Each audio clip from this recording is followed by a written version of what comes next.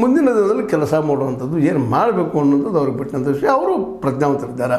ರಮೇಶ್ ಕತ್ತಿ ಅವರು, A B ಪಾಟೀಲರು, ಜೊತೆಗೆ ಅವ್ರ ಮಕ್ಕಳು ನಮ್ಮ ನಿಖಿಲ್ ಕತ್ತಿಯವರಾಗಿರ್ಬೋದು, ಪೃಥ್ವಿಯವರಾಗಿರ್ಬೋದು, ಎಲ್ಲರೂ ಬುದ್ಧಿವಂತರಿದ್ದಾರೆ, ಪ್ರಾಮಾಣಿಕವಾಗಿ ಕೆಲಸ ಮಾಡ್ತಾರೆ ಅನ್ನೋ ಭರವಸೆ ಜನರಲ್ಲಿ.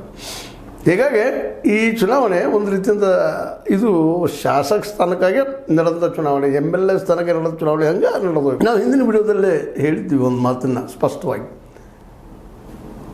ತೀರಿ ಹೋದ ಸೀಸರ ನಿಜವಾಗಿಯೂ ಬದುಕಿದ್ದ ಸೀಸರ್ಗಿಂತೂ ಭಾಳ ಪವರ್ಫುಲ್ ಇರ್ತಾನೆ ಅನ್ನೋಂಥ ಮಾತನ್ನು.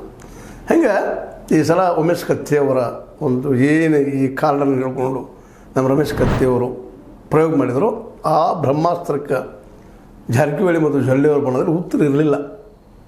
ಅವ್ರು ಸಂಪೂರ್ಣವಾಗಿ 15-15 ಅವರು ಪರಾದಿದ್ದು ನೋಡಿದರೆ ಜನ ಇನ್ನೂ ಅವ್ರ ಮೇಲೆ ಪ್ರೀತಿ, ವಿಶ್ವಾಸ, ಅವ್ರ ಕೆಲಸ ಮಾಡಬಲ್ಲರು, ಅವ್ರು ನಮ್ಮವರು ಅನ್ನುವಂಥ ಪೂರ್ಣ ಪ್ರಮಾಣದ ಭರವಸೆ ಅವ್ರ ಮೇಲದ.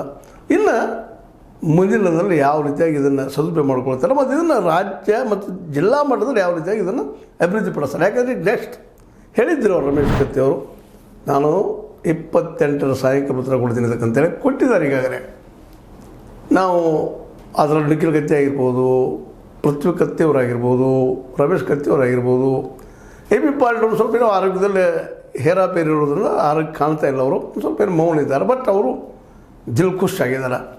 ಹೀಗಾಗಿ ಅವ್ರಿನ ಮುಂದಿನ ಗುರಿ ಏನಪ್ಪ ಅಂತಂದ್ರೆ DCC ಬ್ಯಾಂಕ್. ಯಾಕಂದರೆ DCC ಬ್ಯಾಂಕ್ನಿಂದ ಬದುಕು ಸರಿಸಿದ್ದಾರೆ ಅವರನ್ನು. ಇದು ರಮೇಶ್ ಕತ್ತಿಯವರು ಸ್ವಾಭಿಮಾನಕ್ಕೆ ಪೆಟ್ಟು ಎಲ್ಲೂ ಅದಾವೆ, ಅದು ಉತ್ತರ ಕೊಡಬೇಕಾಗ್ಯದ. ಆ ಉತ್ತರಕ್ಕೆ ಒಂದು ಪ್ಲಾಟ್ಫಾರ್ಮ್